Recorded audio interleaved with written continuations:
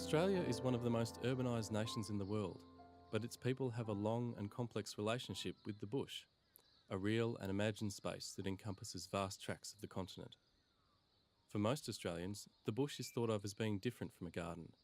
The bush is wild, while the garden is lorded over by the gardener, a benign dictator who has complete control over life and death within the bounds of the garden fence, especially over weeds. Regeneration takes its name from the bush regeneration movement that began to develop momentum in Australia in the 1970s. That was a time of significant change in the Northern Rivers region of New South Wales, which is home to the four people we meet in this film. All of them are interested in bush regeneration, but each person takes a different approach to managing the thick stands of lantana that inhabits the country around them. Viewed from the outside, it's a seemingly impossible task to rid the bush entirely of such a hardy and vigorous plant. We're left to ask, why do they do it? All lantanas are bad because they spread. And if we didn't do this, then we would have an overpopulation and it would make all of it would be lantana and no native at all. Be like two native. And I mean not two species, like two actual plants. Lantana is one of 32 species of noxious weeds of national significance. It grows mostly along the Pacific coast, between southern New South Wales and northern Queensland, and covers 5 million hectares of land. That's 5 times the area of Melbourne. The British brought this colourful South American shrub to India in the early 19th century, where it still grows today.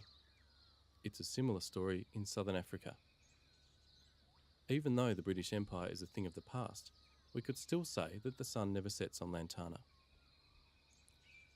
The British settlers looked on the Australian bush as being drab. In their eyes, it lacked the colour that lantana had in abundance. As a garden ornamental, lantana beautified their surrounds with shades of pink, red, yellow, purple and white flowers. But after those flowers die, small black fruit appear which contain seeds. They are irresistible to birds. With them, lantana jumped the garden fence.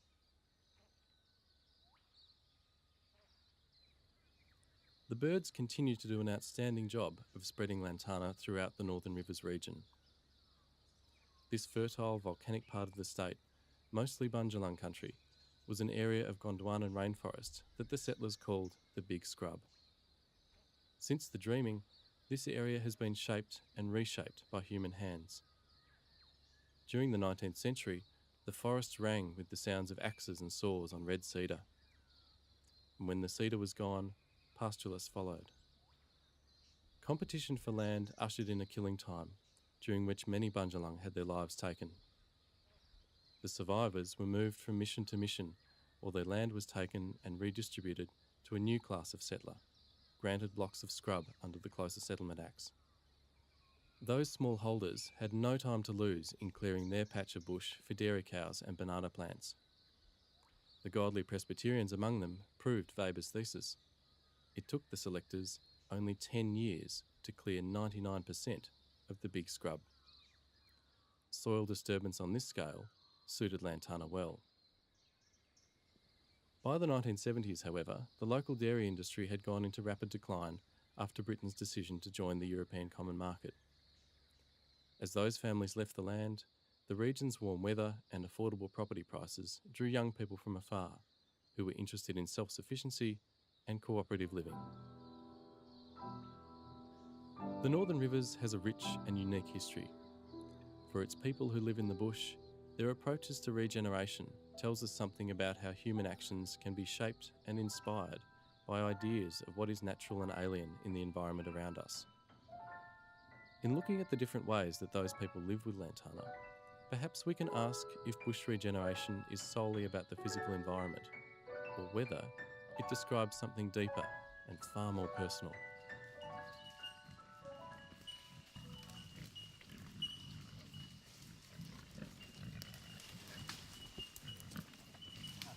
for years, that's exactly what I did. I just raised pigs, butchered pigs, ate pigs. You know, could have pigs on the spit for my birthday parties and things like that.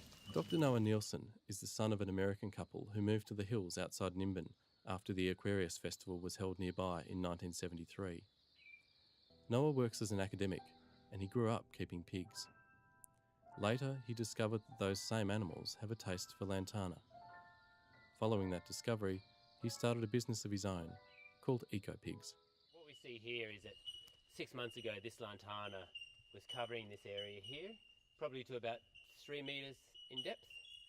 And the pigs have been in here for probably 5 months. And we've managed to clear this whole area here. And we're already seeing, they've been out for 2.5 weeks, and we're seeing the regeneration of these soft bracken ferns and the harder bracken ferns. This is a 20-acre valley, which drops about 120 metres in elevation. So it's a huge, unimaginable area to be able to do weed removal on. Many of these areas here I have never been into. We've owned the property for 40 years and it's just impenetrable. So what we can see here is for the first 2 weeks that they've been in here, I've been feeding the pigs just along this sort of entrance fence line. So there's a couple of 100 metres where we've managed to push it back, the lantana back, probably about 10 metres over that time. And they come and do some voluntary work, but this morning I focused them on this area here because I had a group of people turning up to look at the work of the eco pigs and the bellbird dieback. So we can see there's sort of a little fresh work here. This area has a very strong rainforest theme to its culture or to its subculture since the 70s. So people are happy, people are motivated to move, all forest types towards rainforest. I personally feel that rainforest is one forest type and there's other forest types, perhaps with open understories, with less canopy cover. This mountain ridge here would have been an open eucalypti forest, is my view, when white people turned up. So enabling that process is quite a political process. We want a healthy landscape. At this stage, I'm very happy to have a healthy forest regardless of what forest type naturally comes back. If I can facilitate it to regen rather than have a weed-infested forest, then I'm happy with that as the outcome. If it becomes a grassy understory over my lifetime because social conditions change and we say we want to reintroduce fire into these particular environments now and manage the landscape like that, then that'll be fantastic. And removing lantana is an important part of that because it then allows you to use other management techniques. But while you still have a landscape dominated by these weeds, lantana and crofton weed, it doesn't really allow much freedom in terms of, how can you manage that landscape to predict a particular type of ecosystem.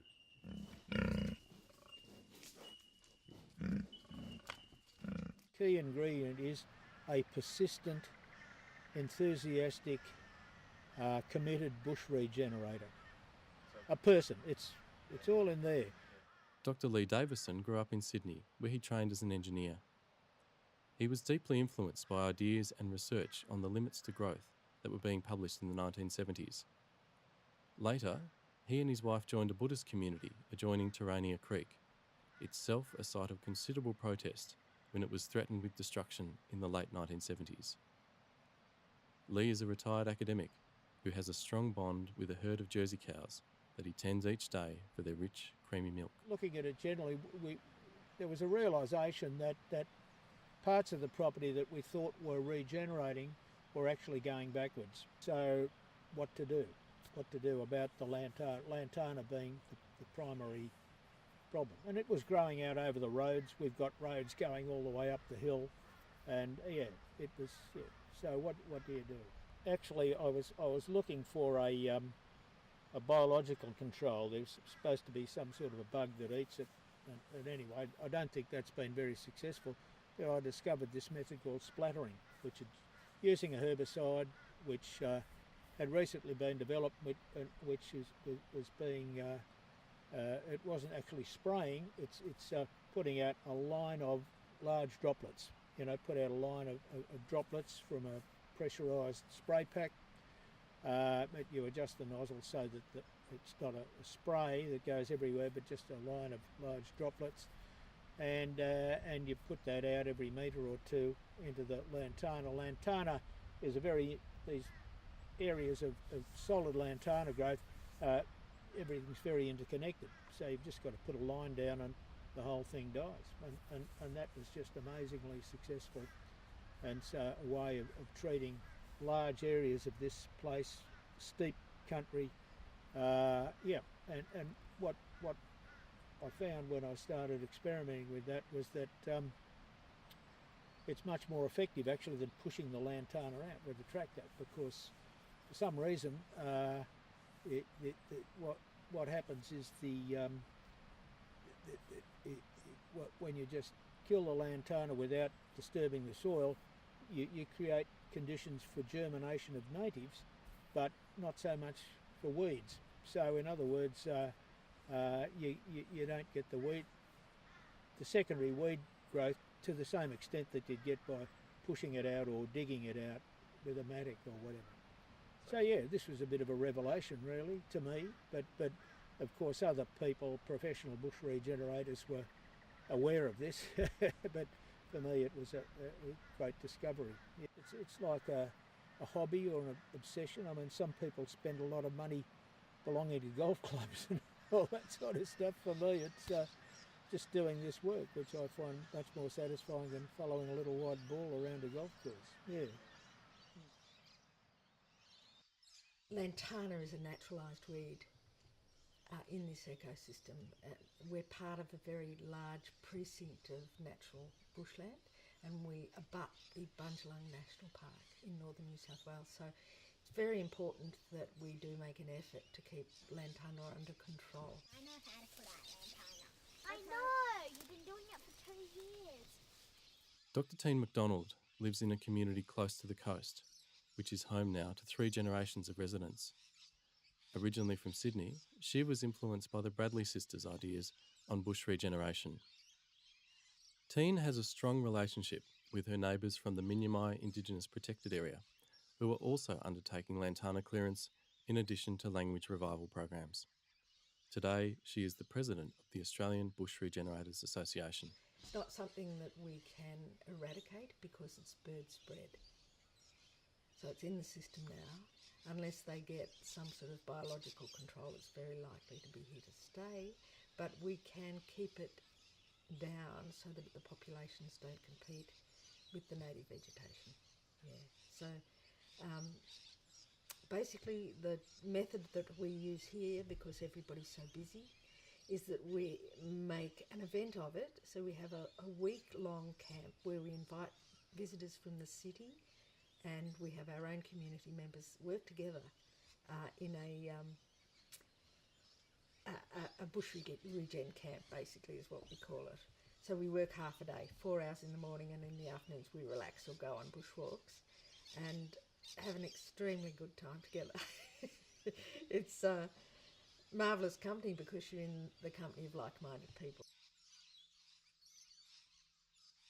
It's kind of a profound thing in a way, rather personal thing, because it's about how you feel about your relationship to the natural world. So what we have here is more a lifestyle experiment, so that we can demonstrate whether it's possible to actually live in a sustainable way in bushland. But you wouldn't want to recommend it. You wouldn't want to recommend people moving to new bushland and clear it. So it's not a model we'd like to apply to everywhere.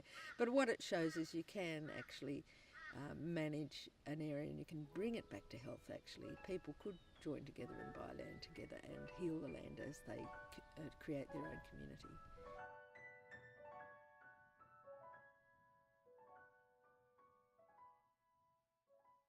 Jeff Dorr is a former teacher and banana farmer.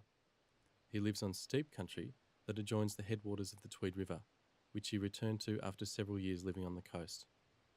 Jeff writes a regular column on sustainability and political economy in the Nimbin Press and is active in local environment groups. At a gardening level, as most humans have with some sort of civilisation have done for most of the time at a gardening level, and have generally been able to feed themselves quite well from doing that.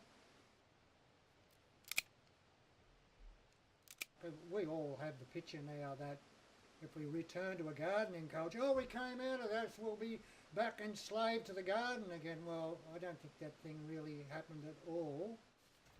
I won't go to war on the lantana. I'll just make it into a bush, and then in the summer I'll allow it to grow out more to protect the monsteria. There's old masters that you can see of artworks of a wheat field over here, women over here, often with long clothing on because it was probably the medieval period or whatever, and they've got hampers of breads and wines. Children are often there with them, and over there you'll see a picture of men on scythes cutting the wheat. Well, that's been done all over the world, a similar sort of thing. Those men in those times, before capitalism and pressure to time, those men working in that field over there probably would have peeled off every now and again and come back over here with the bread and the hamper and what could have been seen as a party going on over here. And then they would have got sick of the chatter and gone back over there and gotten that line of men cutting the wheat. So it's a little bit more, everything's more personalised. The nitty-gritty of it, humans as gardeners have done really well down through history.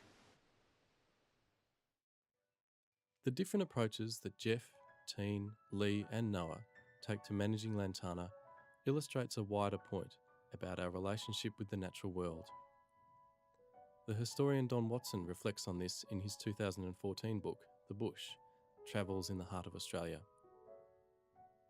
The rule has never changed.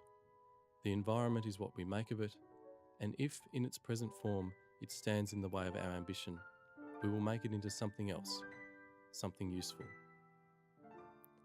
The story of lantana shows that for some of us, there's nothing more useful than to treat the bush as a garden.